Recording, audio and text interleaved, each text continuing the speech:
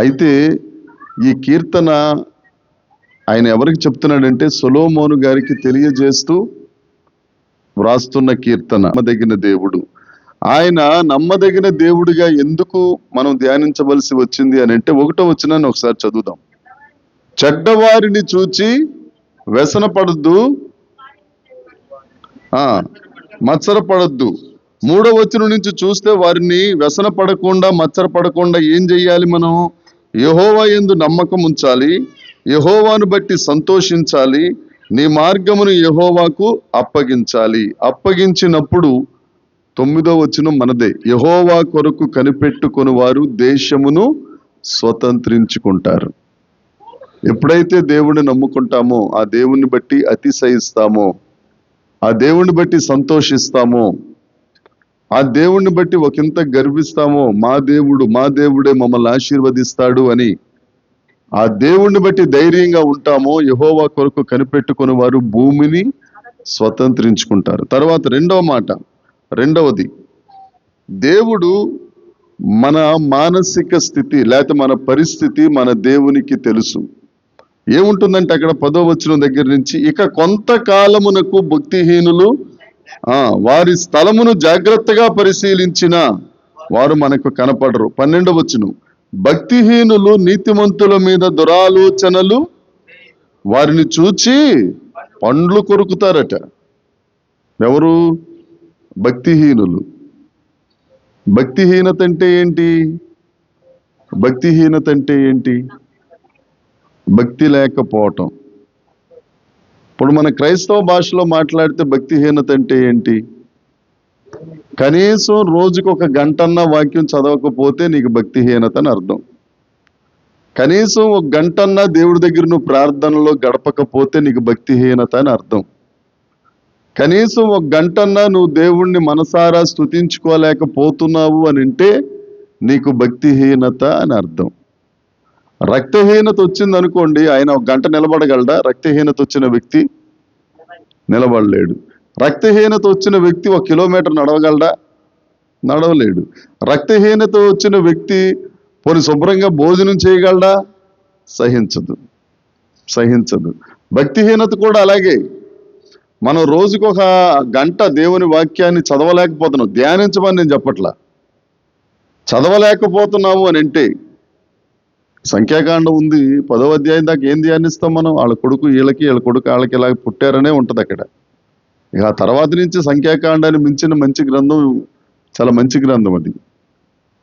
1 గంట వాక్యం చదవట్లేదు, 1 గంట ప్రార్థన చేయట్లేదు, 1 గంట దేవుణ్ణి స్తుతించట్లేదు అని అంటే, రాత్రి కూడా మనం మాట్లాడుకున్నాం, మన ట్యాగ్ లైన్ ఏంటి? మన ప్రైజ్ ట్యాగ్ ఏంటి? యేసుక్రీస్తు యొక్క రక్తం కదండి. ఆయన రక్తం ఇచ్చి మనల్ని కొనుక్కున్నాడు. ఆయన అంత గొప్ప దేవుడై ఉండి పరలోకాన్ని విడిచిపెట్టి భూలోకం మీదకి వచ్చి ఆయన స్వరక్తం ఇచ్చి మనల్ని కొనుక్కున్నందుకైనా ఆయన రాసిన ఈ ప్రేమ లేఖ మనం చదువుకోకపోతే ఇంకా ఆ దేవుని రుణాన్ని నేను తీర్చేసుకుంటాను ప్రభా, నీ రుణం ఎలా తీర్చుకోగలను ప్రభా, నేను పెద్ద పెద్ద మాటలు మాట్లాడడానికి మనకి అర్హత లేదు. మనం భక్తిహీనులుగా ఉండకూడదు, భక్తి కలిగిన వారిగా. అబ్రహాము యెహోవాను నమ్మారు, ఆయనకు అది నీతిగా ఎంచబడింది. నువ్వు నీతిమంతుడిగా మారాలి అని అంటే నమ్మాలి అని అంటే వాక్యం చదవాలి, నమ్మాలి అని అంటే ఆయనతో మాట్లాడాలి, నమ్మాలి అని అంటే ఆయన ఔన్నత్యాన్ని బట్టి ఆయన స్తుతించాలి, ఆరాధించాలి. స్తుతి వేరు, ఆరాధన వేరు కదా. ఇదేదీ లేకుండా నేను యేసుప్రభుని నమ్ముకున్నానంటే యేసుప్రభుని నమ్ముకోవట్లేదు, నువ్వు అమ్ముకుంటున్నావు. ఏ చిన్నది వచ్చినా, బలహీనత రక్తహీనత వచ్చిందనుకోండి, ఏ చిన్న అనారోగ్యం వచ్చినా మనం పడిపోతాం, డైరెక్ట్గా హాస్పిటల్కి వెళ్ళిపోవాలి. కానీ నీకు ఇమ్యూనిటీ పవర్, రెసిస్టెన్స్ పవర్ ఎక్కువగా ఉందనుకో, జ్వరం వచ్చినా ఏదొచ్చినా కానీ నువ్వు తట్టుకోగలుగుతావు. అవునా కదండి? మెడికల్ డిపార్ట్మెంట్ వాళ్ళు ఉన్నారు కదా ఇక్కడ. అలాగే అపవాది నిన్ను ప్రతిసారి నిన్ను ఎప్పుడు మింగుదామని నీ వెనకాలే తిరుగుతూ ఉంటాడు అపవాది. భక్తిహీనుల వెనకాల అపవాది తిరగాల్సిన అవసరం లేదు, మన వెనకాలే తిరుగుతూ ఉంటాడు. మనం కాసుకోవాలి, నిలబడాలి. నిలబడిన వారు సహితం తమను తాము చూచుకోవలసిన పరిస్థితిలో ఈ 2వ రాకడ సమయంలో మనం ఉండగా మనం ఎంతవరకు భక్తి పరులుగా మనం ఉన్నాం? ఒకవేళ భక్తి పరులుగా ఉంటే మంచిదే, లేదు అని అంటే దేవుడు మనతోనే మాట్లాడుతున్నాడు. అమ్మ మీ చెల్లిని ఇప్పుడు దాకా చూడలేదా, నువ్వు ఇలా చూస్తున్నావు, డైరెక్ట్గా చూడు, పర్లేదు. 20వ వచనం ఒకసారి చదువుదాం. 20వ వచనం. భక్తిహీనులు నశించిపోవుదురు, యెహోవా విరోధులు మేత భూముల సొగసును పోలి ఉందురు. మేత భూములకు సొగసు ఉంటుంది ఏమండి, సొగసు ఉంటుంది.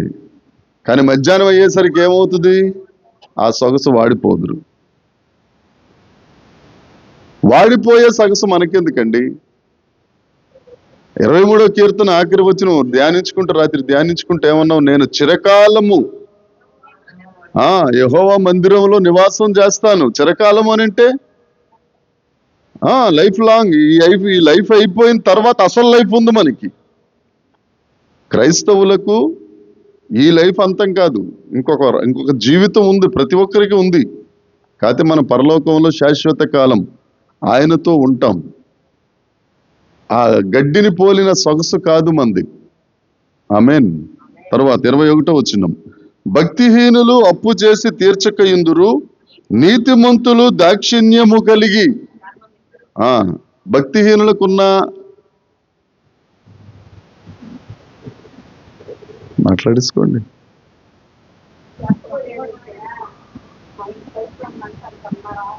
ఓకే. భక్తిహీనులు అప్పు చేసి తీర్చరు. నీతిమంతులకున్న లక్షణం ఏంటి? దాక్షిణ్యం కలిగి ధర్మం చేస్తూ ఉంటారు. ఇప్పుడు అప్పు చేసి అప్పు తీర్చకుండా దాక్షిణ్యం కలిగి ధర్మం చేస్తూ ఉంటే రెండు ఏమైపోతాయి? న్యూట్రల్ అయిపోతాయి. అలాగే నజరేయుడైన యేసుక్రీస్తు నామమున సంఘంలో ఉన్న వారి ప్రతి అప్పులు తీరిపోవునుగాక, వారు అప్పు చేసి తీర్చుదురుగాక, వారు దాక్షిణ్యము కలిగిన వారుగా ధర్మం ఇచ్చేవారిగా ఉందురుగాక. వాక్యం వెళ్ళినప్పుడు దాని గురించి మరి ఎక్కువగా మనం మాట్లాడుకున్నాం. 21వ 22వ వచనం. యెహోవా ఆశీర్వాదము నొందినవాడు. ఏంటంటండి? అంతకు ముందు రెండు సార్లు చదువుకున్నాం. యెహోవా కొరకు కనిపెట్టుకుని వారు భూమిని స్వతంత్రించుకుంటారు. తర్వాత దీనులు భూమిని. మనం మొదటగా ఏం చెయ్యాలి? భూమిని స్వతంత్రించుకోవాలి అని అంటే కనిపెట్టుకోవాలి. ఇప్పుడు భూమిని అంటే అటు తూర్పు నుంచి పడమర, ఉత్తరం నుంచి దక్షిణం వరకు నీవే అలెగ్జాండర్ తమ్ముళ్లాగా అయిపోమని దాని అర్థం కాదు. నువ్వు నమ్ముకున్న నీ నీతి ఏదైతే ఉందో, నిన్ను రక్షించుకున్న దేవుని యొక్క ఔన్నత్యం ఏదైతే ఉందో, ఆ శక్తి భూమి అంతా వ్యాప్తి చెందాలి అని దావీదు గారి యొక్క అభిప్రాయం. సొలొమోనుతో చెప్తున్నాడు, సొలొమోనా, నువ్వు యెహోవా కొరకు కనిపెట్టుకుంటే భూమిని స్వతంత్రించుకుంటావు. నువ్వు దేవుని సన్నిధిలో దీనత్వం కలిగి ఉంటే భూమిని స్వతంత్రించుకుంటావు. నువ్వు యెహోవా ఆశీర్వాదమును పొందితే భూమిని, సామెతల గ్రంథంలో ఉంటుంది, యెహోవా ఆశీర్వాదము ఐశ్వర్యం ఇస్తుంది. ఏందమ్మా మీ గొడవ ఏంటి? వచ్చిన దగ్గర నుంచి రావడమే ఆలస్యంగా వచ్చారు, కుట్రకోట మొదలెట్టారేంటి మీ అక్క చెల్లెళ్ళ వాళ్ళ?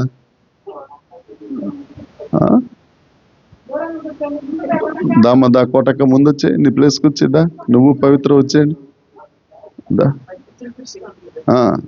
ఆలస్యంగా వచ్చింది కదా. యెహోవా ఆశీర్వాదం ఐశ్వర్యం ఇస్తుంది అనగానే మన మనసు ఎక్కడికి వెళ్ళిపోతుందో తెలుసా? ఖజానా, జ్యువెలరీస్, ఇంకే ఉన్నాయి కదా. ఎందుకు మన మనసు అక్కడికే కదా వెళ్ళేది. డబ్బులు వచ్చినాయి అని అంటే, డబ్బులు లేదు కాబట్టి దేవునికి స్తోత్రం. ఏమండి, ఇవన్నీ గుర్తొచ్చేస్తుంటాయి. కానీ ఇక్కడ ఐశ్వర్యము అని అంటే నీ ఆత్మీయ ఐశ్వర్యం. నువ్వు యెహోవా వలన ఆశీర్వాదము పొందితే నువ్వు ఆత్మ ప్రత్యక్షతలు పొందగలుగుతావు. నీ మనోనేత్రం తెరవబడుతుంది. నీ గుండెలు తేజో సంబంధమైన యుద్ధోపకరణాలు ఉపయోగించడం ఎలాగో నీకు అర్థమైపోతా ఉంటది. నువ్వు సర్వాంగ కవచమును ధరించుకుంటావు, ఇక రెడీగా ఉంటావు. యేసుక్రీస్తు ప్రభు కడబోర ధ్వని వినిపిస్తుంది, ఈ క్షయ శరీరం అక్షయముగా మార్పు నొందుతుంది. అది ఐశ్వర్యం. ఈ భూమి మీద ఉన్న ఐశ్వర్యం చిమ్మట కొట్టుకుపోవచ్చు, చెదలు పట్టవచ్చు, కానీ పరలోకంలో ఐశ్వర్యం ఉందే, నువ్వు దానం ఇస్తున్న కొద్దీ, నువ్వు దాక్షిణ్యము కలిగి ఇతరులకు ఆహారం లేని వారికి ఆహారం పెడుతున్న కొద్దీ నువ్వు అక్కడ గృహాన్ని కట్టుకుంటానే ఉంటావు. దేవునికి స్తోత్రం కలుగునుగాక. తోమా గారు భారతదేశం వచ్చిన తర్వాత కేరళ రాజు గారు ఒక దేవాలయం కట్టమని ఆయనకి ధనాన్ని ఇస్తా ఉంటే, మంచి ఇంజనీర్ కదా ఆయన, ఇస్తే మొత్తం అంతా కలిపి ఆయన దేవుని సేవ చేయటం మొదలుపెట్టాడు తోమా. ఆ రాజు వచ్చి అడిగాడట, ఎక్కడుంది నువ్వు కట్టిన దేవాలయం, ఏది చూపించంటే అదిగో పైన ఉంది. పైన ఎవరు చూస్తారు? మనం కూడా తర్వాత తమ్ముడు వచ్చేది చెప్పాడు అనుకోండి, ఇప్పుడు అది మనకి సందర్భం కాదు. నువ్వు ఎప్పుడైతే ఇతరుల పట్ల దాక్షిణ్యం కలిగి ఉంటావో, నీ చెయ్యి వెదజల్లేదిగా ఉండునుగాక. వెదజల్లాలి. యేసుక్రీస్తు ప్రభు కూడా అంటారు ఏమని, నీళ్ల మీద నీ ఆహారం వేసేయి, మళ్ళీ తిరిగి వస్తుంది. అది ఎప్పుడు? యెహోవా ఆశీర్వదించినప్పుడు. తప్పక ఇచ్చే స్థితి దేవుడు ఇస్తాడండి. ఇచ్చిన తర్వాత నువ్వు ఇస్తావా ఇవ్వనేది కూడా పరిశీలిస్తాడు ఆయన. ఆమేన్. చాలా మంది ఉంటారు, వాళ్ళను మనం వివేచించుకుని ఇవ్వగలిగిన వారిగా మనం ఉండాలి. చదువుదాం. ఆయన శపించిన వారు, యెహోవా ఆశీర్వాదము నొందిన వారు భూమిని, ఆయన శపించిన వారు, మన దేవుడు ఎలాంటి దేవుడు అని అంటే, ఆయన నమ్ముకుంటే శాపమును మార్చేస్తాడు కదా. పోయిన వారం మనం చదువుకున్నాం, దేవుడు నిన్ను ప్రేమించుచున్నాడు గనుక నీ నిమిత్తం శాపమును ఆశీర్వాదంగా మార్చే దేవుడు. ఇక్కడ ఏమంటున్నాడు? ఒకవేళ ఆయన గనక దూరంగా ఉంటే శపిస్తారు, వారు నిర్మూలమైపోతారు. తర్వాత వచనం, ఒకని నడక యెహోవా చేతనే స్థిరపరచబడును. మనం ఇప్పటి వరకు చదువుకున్న 10వ వచనం కానీ, 12వ వచనం, 13వ వచనం, 14వ వచనం, 15వ వచనం, ఇదంతా భక్తిహీనులకు కలిగే వాటిని మనం చూసుకున్నాం. 2వ వచనం కూడా, 2వ వచనం ఏమని ఉంటుంది? 37వ కీర్తన 2వ వచనం, వారు గడ్డి వలె, గడ్డి పూలు కొన్ని ఉంటాయి, మీరు ఎప్పుడైనా చూసారో లేదు? గడ్డి పూలు ఉదయం వచ్చినప్పుడు దాని అంత సొగసు ఇంకోళ్ళకు ఉండదు. ఆఖరికి అది సొలొమోను గదిలో కూడా అలంకరణకు ఉపయోగిస్తారట. ఎప్పటిదాకా? మధ్యాహ్నం వరకే. మధ్యాహ్నం అయ్యేసరికి తలబడిపోద్దిలాగా. కానీ యెహోవా చేత ఆశీర్వదించబడిన వారికి ఉన్న మొదటి లక్షణం 23వ వచనం, 24వ వచనం, నువ్వు యెహోవా వలన ఆశీర్వాదము పొందితే దేవుడు నిన్ను ప్రొటెక్ట్ చేస్తాడు, కాపాడుతాడు. మొదటి 23, 24 ఎలాట? ఒకని నడత యెహోవా చేత స్థిరపరచబడుతుంది, వాని ప్రవర్తన చూచి ఆయన నీ నడతను ఆయన స్థిరపరుస్తాడు. నేను పడిపోతున్నానండి, పడిపోతానే ఉంటావు నువ్వు. దేవుడు ఏం చేస్తాడు? ఆయన ఆత్మ నిన్ను ఒక స్థిరమైన భూమి మీద, సమభూమి మీద నిన్ను నిలబెడతారని కీర్తనలో ఉంది. మన ప్రవర్తన, మన నడత యేసు ప్రభువుకి అప్పచెప్పేయాలి. నేను ఉండలేకపోతున్నాను ప్రభువా. శిష్యులే ప్రార్థన చేశారండి, మాకు అవిశ్వాసము రాకుండా విశ్వాసమును మాలో అభివృద్ధి పరచు తండ్రి. శిష్యులంటే ఎవరు? పేతురు గారు, యోహాను గారిని పేర్లు చెప్పకండి, కిండర్ గార్డెన్ స్టూడెంట్స్ లాగా. తమ్మును తాము ఉపేక్షించుకున్నవారు. ఉపేక్షించుకోవడం అంటే ఏంటి? తమ్మును తాము చంపేసుకున్నవారు, తమ ఆశలు వదులుకున్నవారు, వైరాగ్యం కలిగిన వారు, దేవునిలో ఒక స్థాయికి వచ్చిన వారు, దేవునితో ముఖాముఖిగా మాట్లాడగలిగిన వారు, దేవునితో సంచరించువారు ఆ శిష్యులు. ఏమన్నారు? మా విశ్వాసమును అభివృద్ధి పరచు ప్రభువా. మనం శిష్యరేఖంలోకి వచ్చాము అని అంటే దేవునికి స్తోత్రమే. క్రైస్తవుల్లాగా ఉన్నాము అని అంటే కొద్దిగా కష్టం. యేసుక్రీస్తు ప్రభువును బట్టి మనం వైరాగ్యంలోనికి రావాలి. ఏమండి, రకరకాల వార్తలు వచ్చేస్తున్నాయి, దానిలో నిజమెంతో అబద్ధమెంతో యూట్యూబ్ వచ్చిన తర్వాత అబద్ధాలు కూడా నిజాలైపోతున్నాయి. ఒకటైతే సత్యం, దేవుని రాకడకు మన దగ్గరగా ఉన్నాం. మందిరానికి కావలసిన సర్వ సామాగ్రి సిద్ధమైపోయింది. ఆ బలి ఇవ్వాల్సిన ఎర్ర పెయ్యలు దొరికేసినాయి, మందసం దొరికేసింది, అన్నీ అయిపోయినాయి. ఇందాక మస్తానబి పాడినట్టు రేడో నేడో రేపో నా ప్రియుడేసి వచ్చేస్తాడు. ఇక వస్తున్నప్పుడు మనం ఆ శిష్యరికం చేయకుండా ఏదో పర్వాలేదులే ఉత్తుత్తు భక్తి ధర్మం ఇమ్మన్నారు కదా పాస్టర్ గారు, వృద్ధాశ్రమానికి ఒక బియ్యం బస్తా పడేద్దాం, మనల్ని దేవుడు ఎత్తుకెళ్ళిపోతాడు, ఎత్తుకెళ్ళేదే ఉండదు. నువ్వు దేవుని దగ్గర శిష్యరికం చెయ్యాల్సిందే, నువ్వు వైరాగ్యం కలిగి ఉండాల్సిందే. ఒకవేళ నీ నడత స్థిరపడట్లేదా, ఇక్కడ వాక్యం ఉందేమని, ఆయన ఒకని నడత యెహోవా చేతనే వాని ప్రవర్తన చూచి ఆయన యెహోవా కొరకు ఎదురు చూచువారు ఏం పొందుతారట? నూతన బలం. వారు పక్షిరాజులాగా ఉంటారు. అదే మనం దేవుణ్ణి ఆనందింపజేస్తే, దేవుణ్ణి ఆనందింప చెయ్యాలంటే మన ప్రవర్తన, మన నడత యావత్తు ఆయన చేతుల్లో ఉండునుగాక. రెండవది, యెహోవా అతని చెయ్యి పట్టుకొని ఉన్నాడు గనుక, చెయ్యి దేవుడు పట్టుకున్నా గాని కొన్ని జారిపోయే చేపలు ఉంటాయి, మట్టగుడసలు అంటారు కదక్క, జారిపోతుంటాయి. ఎలా పట్టుకున్నా కానీ జారిపోతూ ఉంటాయి. దానికి కుదుపు ఎక్కువ, అవి స్థిరంగా ఉండవు. ఎప్పటికప్పుడు ఇలాగెలాగ అవుతూ ఉంటాయి, ఇలాగెలాగని జారిపోతుంటాం. దేవుడు చేయి పట్టుకున్నా కానీ ఇలాగెలాగ అవుతూ ఉంటాం. ఏమండి, నువ్వు జారిపోయినా కానీ మరలా ఏమంటాడు అక్కడ, అతడు నేల పడినను, ఎందుకనంటే నువ్వు దేవుని ప్రొటెక్షన్లో ఉన్నావు, దేవుని కాపుదలలో ఉన్నావు. అది ఆశీర్వాదం అంటే. మన వెనకాల ఒక 4 కార్లు, ఒక 10 కోట్లు ఇవి ఉండటం ఆశీర్వాదం కాదండి. ధనం ఎక్కడుంటుందో దానికే తెలియదు, రెక్కలు వచ్చి ఎక్కడికో వెళ్ళిపోద్ది. ఒకప్పుడు మన దగ్గర ఉంటుందో, ఒకప్పుడు ఇంకో దగ్గరికి వెళ్తే అక్కడి నుంచి ఇంకో దగ్గరికి వెళ్ళిపోద్ది. దానికి స్థిరం తక్కువ. నువ్వు స్థిరం కలిగినోడివి, స్థిరమైన దేవుడిని నమ్ముకున్నట్లయితే నువ్వు పడిపోయినా కానీ నువ్వు లేస్తావు. తర్వాత 25వ వచనం, 26వ వచనం, 23, 24 దేవుని యొక్క కాపుదలైతే, 25, 26 దేవుని యొక్క సమకూర్పు. మనకేం కావాలన్నా ఆయన సమకూరుస్తారు. 25వ వచనం చదువుదాం. నేను చిన్నవాడనై ఉంటిని, ఇప్పుడు ముసలివాడిని అయిపోయాను, అయినను విడువబడుట గాని భిక్షమెత్తుట గాని. ఏమండి, దావీదు రాజు అవ్వక ముందు మొత్తం సౌలు చేత తరమబడ్డాడు, ఆహారం లేదు, అవునా కదా? రెండోసారి రాజు అయిన తర్వాత కొడుకు అబ్షాలోమును భయపడి పారిపోయాడు, అప్పుడు ఆహారం లేదు, బజ్జీలై తీసుకొచ్చి ఇస్తే గాని ఆయనకి ఆహారం లేదు. అయినా కానీ ఈయన ఒకళ్ళ దగ్గరికి వెళ్ళి నాకు అన్నం పెట్టండి అని భిక్షమెత్తిన పరిస్థితి ఎప్పుడూ లేదు. అందుకని ఆయన అంటాడు కదా, సింహపు పిల్లలైనా కొదవగలిగి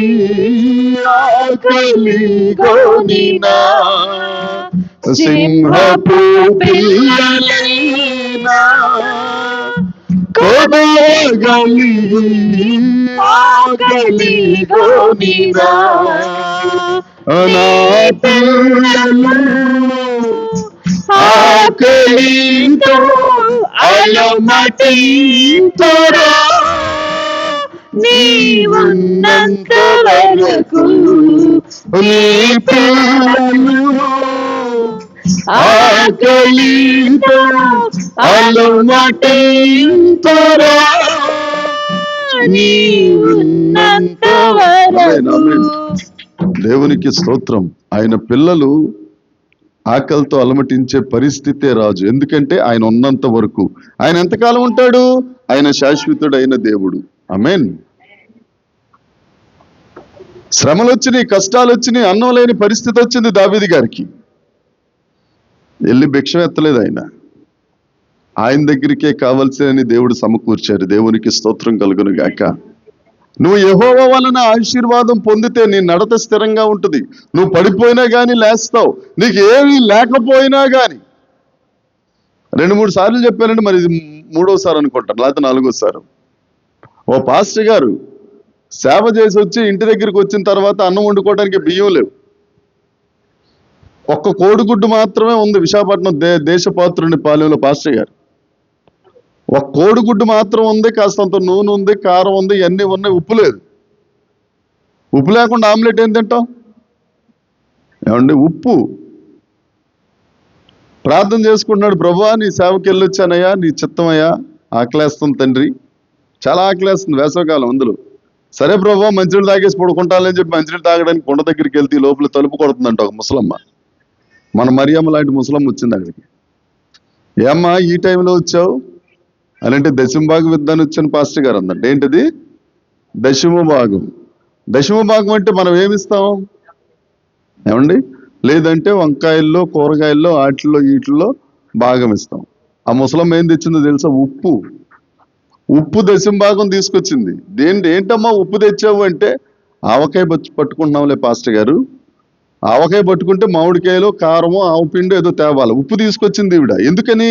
ఈ పాస్టర్ గారికి కావాల్సింది ఉప్పు. ఆవు పిండి తెచ్చి ఈయనేం చేసుకుంటాడు? చక్క డబ్బా మీద పెట్టి ఆకలితో పడుకోవాలా. మొత్తానికి ప్రార్థన చేసి పంపించాడు. పంపించడం ఆలస్యం, ఆమ్లెట్ వేసుకోలేదు, మోకాళ్ళ మీద పడిపోయి ఏడవటం సరిపోయింది. ఉప్పుని, కనీసం ఉప్పును పట్టించుకున్న గొప్ప దేవుడండి మన దేవుడు. దేవునికి స్తోత్రం కలుగును గాక. ఆయనను నమ్ముకుంటే నువ్వు భిక్షమెత్తే పరిస్థితే నీకు రాదు. ఆమేన్. నిన్ను పోషించేస్తాడు దేవుడు. దానికి మా ఇద్దరమే సాక్ష్యం. పోయినసారి కూడా చెప్పాను, మరొక్కసారి చెప్తున్నాను. ఆ అమ్మాయికి బట్టలు ఉండేవి కాదండి, ఒకటే డ్రెస్సు. కావాలంటే మీరు ఎక్కడది స్టీల్ ప్లాంట్ ఎదురుగుండా సిద్ధార్థ నగర్లో ఉంటుంది వాళ్ళ స్కూల్, న్యూ హారిజన్ స్కూల్, అక్కడికి వెళ్ళొచ్చి అడగొచ్చు మీరు. అలాంటి పరిస్థితిలో నుంచి ఏది ఏమైనా కానీ, చిన్నపిల్ల పెద్ద పిల్ల అయ్యేసరికి, మా చిన్నమ్మాయి పెద్ద మనిషి అయిన తర్వాత ఎవరో గాని, అప్పుడు కపిల్ చిట్స్ అని ఒకటి ఉండేది, మీకు ఎవరికన్నా తెలుసో తెలీదు. వాళ్ళు డబ్బులు ఇస్తే మా ఇద్దరం కలిసి, అప్పటికి 1-2 నెలలు అయిపోయింది, అమ్మాయి పెద్ద పిల్ల అయిపోయింది, ఎవ్వరికీ తెలియదండి. అప్పుడు మా జీవితంలో చేసిన గొప్ప కార్యాలు ఈ వాక్యాన్ని బట్టే. దేవునికి స్తోత్రం కలుగును గాక. భిక్షమెత్తుట గాని, తలదించుకోవడం గాని, ఆ సమయం వచ్చేంత వరకు మా దగ్గర ఏముండదు. తర్వాత ఏం జరుగుద్దో మాకు తెలియదు. మొత్తానికి దేవుడు మాత్రం మమ్మలను సిగ్గుపడనివ్వడు. అందుకే చెప్తాను కదా, మేము ఎప్పుడూ ఫుల్లే, అలాగని ఎప్పుడూ నిల్లే. మనం ఫుల్ అని చెప్పుకోవడానికి ఉండదు, నిల్లని చెప్పుకోవడానికి ఉండదు. మనం దేవుని వలన ఆశీర్వాదం పొందితే, వారి సంతానము భిక్షమెత్తుట నేను చూచి, 26వ వచనం, దినమెల్లా ఆశీర్వాదం అండి అది. దినమెల్లా నీ దగ్గరికి ఎవరు వస్తున్నా గాని వాళ్ళకి ఏం చేస్తావట? అప్పిస్తావు. వారి సంతానపు వారు. అది మనం ఆశీర్వదించబడటమే కాదు, మన వలన అనేకులు ఆశీర్వాదకరంగా ఉందురుగాక. నువ్వు ఆశీర్వదించబడిన వాడివైతే దేవుడు నిన్ను కాపాడుతాడు, ప్రొటెక్ట్ చేస్తాడు. రెండవది, నీకు కావలసిన సమస్తం ప్రొవైడ్ చేస్తాడు. మూడవది 27వ వచనం, 28వ వచనం, 29వ వచనం, కీడు చేయుట మాని మేలు చేయుము. ఎన్నిసార్లు ఉంది ఈ మాట ఈ కీర్తనలో? ఏమండి, 8వ వచనం చూడండి.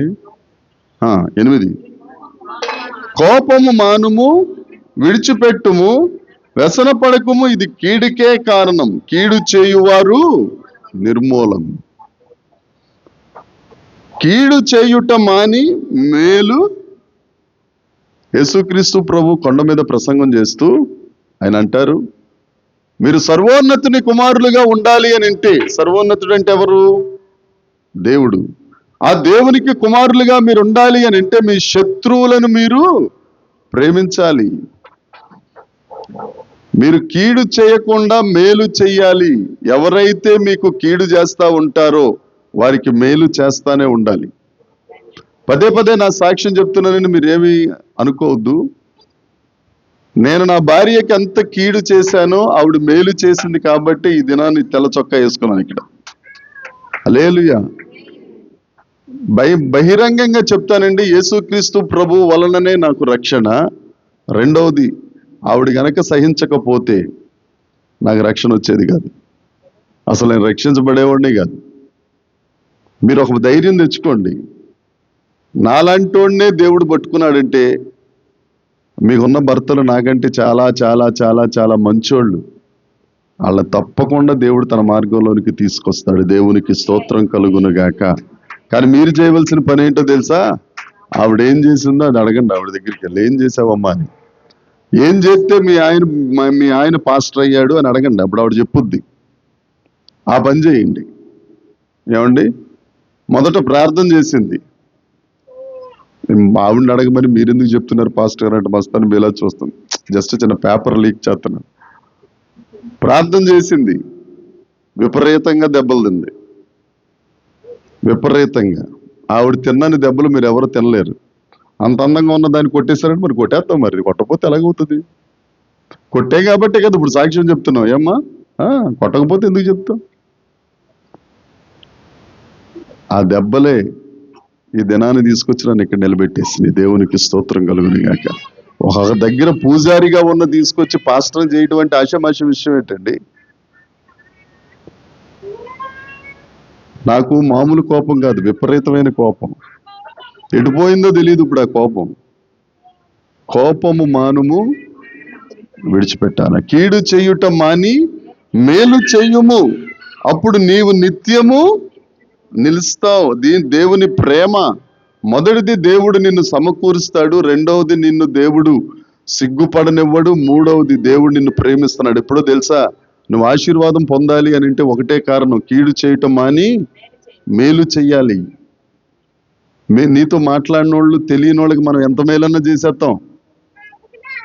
ఎవరో మనకు తెలియదు అనుకోండి. ఇప్పుడు మేము తిరుపతి వెళ్ళిపోయిన తర్వాత అక్కడ ఎవరో తెలియదు, చుట్టుపక్కల వాళ్ళకి విపరీతమైన మేలు చేసేస్తాం. అలా కాదు, మనకి కీడు చేస్తున్నారే, మన మీద నిందలేస్తున్నారే, వాళ్ళని దేవుడు, దేవా నిన్ను ఈ బిడ్డను దీవించు అని నువ్వు ప్రార్థన చేయాలి. కన్నీరు కార్చగలిగితే అక్కడ అంటాడు, అప్పుడు నీవు నిత్యము ఏలయనగా న్యాయము ప్రేమించువాడు ఆయన తన భక్తులను. సామెతల గ్రంథం 2వ అధ్యాయంలో ఉంటుందండి, వద్దు తీయక్కర్లేదు. కానీ ఆయన సాధువులను కాచువాడు. నువ్వు దేవుడి దగ్గర సాధువు అయిపోతే, నువ్వు దేవుని దగ్గర భయభక్తులు కలిగినోడు అయిపోతే, నువ్వు దేవుని మీద ఆధారపడిపోతే, 3వ వచనం ప్రకారం దేవుణ్ణి నమ్ముకుంటే, 4వ వచనం ప్రకారం దేవుని యందు సంతోషిస్తే, 5వ వచనం ప్రకారం నీ మార్గాలు దేవునికి అప్పగించుకుంటే, ఏమంటాడు అక్కడ? యెహోవా న్యాయమును ప్రేమించువాడు ఆయన తన భక్తులను. అమ్మమ్మ చెప్పట్లా మీరు? భక్తులను పొటమక్క, భక్తులను విడువడు విడిచిపెట్టడు. తరువాత వారెన్నటెన్నటికీ భక్తిహీనుల సంతానం నిర్మూలం. 25వ వచనం ఒకసారి చదవండి మన కోటమ్మక్క కోసం. నేను చిన్నాడిగా ఉన్నాను, ముసలోడిని అయిపోయాను. నీతిమంతులు విడువబడుట గాని భిక్షమెత్తుకునే పరిస్థితి రానివ్వడు మన పిల్లలను. దేవునికి స్తోత్రం కలుగును గాక.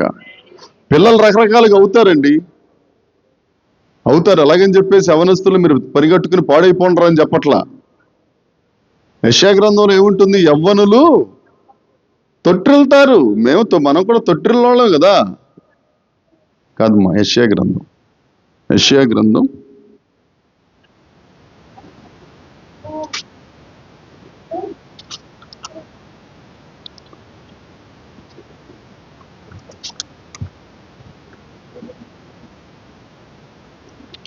హల్లెలూయా 40వ అధ్యాయం యెషయా గ్రంథం 40-30. బాలురు సొమ్మసిల్లిపోతారు, అలసిపోతారు, తప్పక తొట్టిల్తారు యవనస్తులు. మనం కూడా మన యవన కాలంలో తొట్టిల్లోళ్ళమే కదండి. తప్పులు చేయకుండానే ఇక్కడ దాకా వచ్చేసామా? అబద్ధాలు ఆడకుండానే ఇక్కడ దాకా వచ్చేసామా? మనకైతే ఒక రూలు, మన పిల్లలకైతే ఒక రూలా? తొట్టిల్తారు. నేను తొట్టిల్లలేదు, నేను భక్తి పరుణ్ణి అని అంటే అబద్ధం చెప్తున్నట్టు లెక్క. తొట్టిల్తారు. కానీ దేవుడు ఏం చేస్తాడు అని అంటే వాళ్ళు జుట్టు పట్టుకు తీసుకొచ్చి ఇక్కడ నిలబెడతాడు. ఆమేన్. మనం నీతిమంతులుగా ఉండాలి. తరువాత 9వ వచనం చదువుదాం. నీతిమంతులు భూమిని, వారు దానిలో, దేవునికి స్తోత్రం. భూమిని స్వతంత్రించుకునే వారు మొదటి లక్షణం చెప్పండమ్మా. యెహోవా కొరకు కనిపెట్టుకుని వారు భూమిని, దీనులు భూమిని, యెహోవా చేత ఆశీర్వాదము నొందిన వారు భూమిని, నీతి కలిగిన వారు భూమిని, వారు ఎప్పటిదాకట వారి దానిలో నిత్యము. ఇది మనం నివసించే భూమి కాదు. ఇది ఏ భూమి? పరలోకపు భూమి. అక్కడ నిత్యం ఉంటామంట. దేవునికి స్తోత్రం. హల్లెలూయా. మనం ఇక్కడ మహా అయితేనండి, ఒక లెక్క చెప్తాను. ఇక్కడ అమ్మా నీ వయసు ఎంతమ్మా? ఒక 70 ఉంటాయా? అమ్మ కృపమ్మ, నువ్వు కాదు. అమ్మా 55? నాకంటే చిన్నదైతే చిచి. నువ్వమ్మా బంగారం అక్క?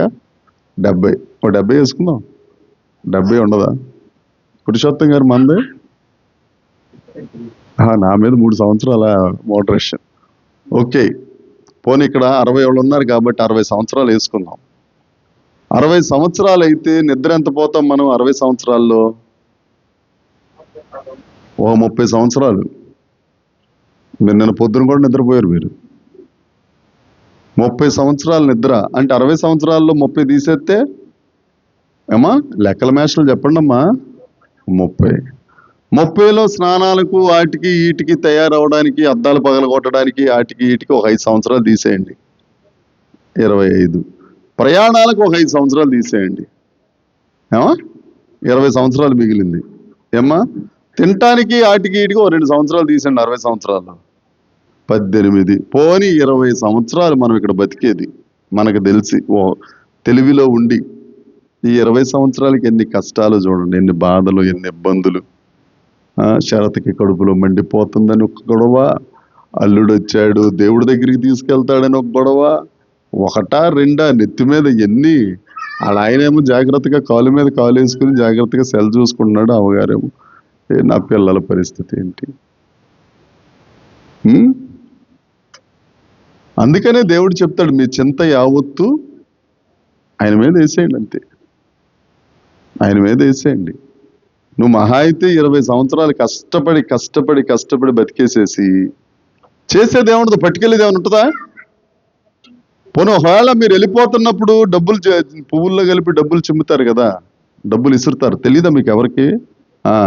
సమాధిలోకి వెళ్ళిన తర్వాత మీ మీద రూపాయి ఎవడన్నా వేస్తాడా? ఏమండి, రోడ్ల మీద వేసేస్తారు. పాపం ఎంత కష్టపడ్డాడు సురేష్ అని చెప్పి ఎవరన్నా వచ్చి పీకేస్తారు కదా, ఇంటి దగ్గరే పీకేస్తారు. అవి మనం అసలు నీతో ఏమీ రాదు. అర్థమైందా? నువ్వు చల్లే లోపులోనే నీ ప్రాణం, నీ ఆత్మ వెళ్ళిపోయి ఉంటుంది అక్కడికి. అయితే పరలోకమా లేకపోతే పాతాళమా. వారు నిత్యము నివసిస్తారు. 30వ వచనం చదువుకుని ముగించుకుందాం. నీతిమంతుల నోరు జ్ఞానము గూర్చి వచించును, న్యాయమును ప్రకటించును. వారు దేవుని ధర్మశాస్త్రము వారి హృదయములో ఉన్నది, వారి అడుగులు.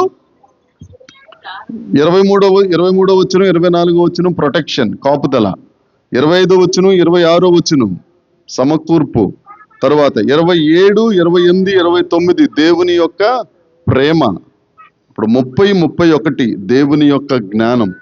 యెహోవా యందు భయభక్తులు కలిగి ఉంటే, యెహోవా చేత ఆశీర్వాదింపబడితే ఈ ఆశీర్వాదాలన్నీ మనకే. దేవునికి స్తోత్రం. చదువుదాం, 30 చదువుదాం. నీతిమంతుల నోరు జ్ఞానము గూర్చి. ఏ జ్ఞానం ఇది? లోక జ్ఞానం కాదు, పైనుండి వచ్చు జ్ఞానము గలదు. అది మృదువైనది, అది నీతి కలిగినది, అది సులభముగా లోబడినది. ఆ జ్ఞానాన్ని మించిన జ్ఞానమే లేదు. దాన్ని డివినిటీ అంటారు, దేవుని యొక్క దైవత్వం. మాకు తిరుపతిలో పాస్టర్ గారు కలిశారు, కుర్రోడే 28 సంవత్సరాలు. ఆయన ఒక పుస్తకం రాద్దాం అనుకున్నాడట. దేని గురించో తెలుసా? దైవత్వం గురించి. అంత ఈజీ కాదు. ఆయనతో కూడా అదే చెప్పాను, అంత ఈజీ కాదు. నువ్వు దేవుని దగ్గర ఎంత నలిగిపోతేనే కానీ ఆ దైవత్వాన్ని నువ్వు తాకలేవు. దేవుడు నీకు తెలియపరుచుకుంటేనే కానీ. సురేష్ను ఒక 6 నెలలు చూశారనుకో, సురేష్ ఇదేని ఒక నిర్ణయానికి వచ్చేస్తారు మీరు. అవునా కదా? చెప్పరేమండి? అవును. దేవునితో నువ్వు ఎక్కడ సహవాసం చేయగలవు? మోషేని అడిగితే మోషే చెప్తాడు దేవుడు ఎలాంటి వాడు అనంటే చెప్పగలుగుతాడు. దావీదుని అడిగితే దావీదు చెప్పగలుగుతాడు. కొంతమందే, అది కూడా అందరూ చెప్పలేరండి. ఇక్కడ ఉంటుంది, నీతిమంతుల నోరు జ్ఞానము గూర్చి మాట్లాడుతుంది. ఎందుకో తెలుసా? నువ్వు దేవుని యందు భయభక్తులు కలిగి ఉన్నావు గనుక. నీ నోరు బాగుగా తెరువుము, నేను దానిని నింపుతాను. ఆయన జ్ఞానముతో మన నోరు నింపును గాక. దేవునికి స్తోత్రం. మన సంఘం చిన్నదే. ఏం పురుషోత్తం గారు? చిన్న సంఘమే. దేవుని యందు అతిశయించి చెప్తున్నానండి, ప్రపంచం అంతా ఒక మంచి పరిస్థితిలో ఉన్న రేడియో ప్రోగ్రాంలో మాట్లాడడానికి ముగ్గురిని దేవుడు ఇక్కడి నుంచి లేపుకున్నాడు. హల్లెలూయా, హల్లెలూయా. ఆగస్టు 1వ తారీఖున ఒకరు, ఆగస్టు 9వ తారీఖున ఒకరు, ఆగస్టు ఆవిడ డేట్ ఆవిడ చెప్పుద్ది. ఎప్పుడమ్మా? 21 గ్రూప్లో కూడా పెట్టామండి. 21వ తారీఖు, ఆగస్టు 21. 2 కోట్ల మంది వింటారు వాక్యం. హల్లెలూయా, 2 కోట్లు. అది కదా జ్ఞానం అంటే. దేవునికి స్తోత్రం. హల్లెలూయా. చప్పట్లు కొట్టి ఆ దేవునికి మహిమ. అసలు నెల్లూరులో యేసయ్య దేవాలయం ఎక్కడుందంటే ఎవరికి తెలియదండి.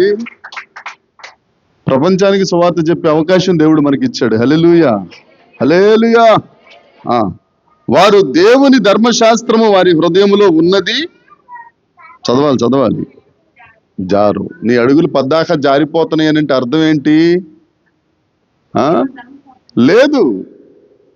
దేవుని ధర్మశాస్త్రము, దేవుని వాక్యము మన హృదయంలో ఉంటే మన అడుగులు జారే ప్రసక్తి ఉండదు. అసలు జారే దగ్గరికి వెళ్ళవు నువ్వు. ముందు అపవాది ఏం చేస్తుంటాడు అని అంటే మనకు సమస్తం ఎండమావుల్లా చూపిస్తూ ఉంటాడు. నీళ్లున్నాయి వచ్చాయి, నీళ్లున్నాయి వచ్చాయి, నీళ్లున్నాయి వచ్చాయని. ఎండమావుల్లో నీళ్ళు ఎప్పటికీ ఉండవు. రోడ్డు అంతా బాగానే ఉంది, నడిసే పరిగెట్టుకెళ్ళిపో అంటాడు, జారి పడిపోతాం అక్కడ. నువ్వు దేవుని మీద ఆధారపడితే మీరు నడవవలసిన త్రోవ నేను మిమ్మలను నడిపిస్తాను. దేవునికి స్తోత్రం కలుగును గాక. అట్టి మార్గమును దేవుడు మనలందరినీ నడిపించును గాక. దేవుడి వాక్యం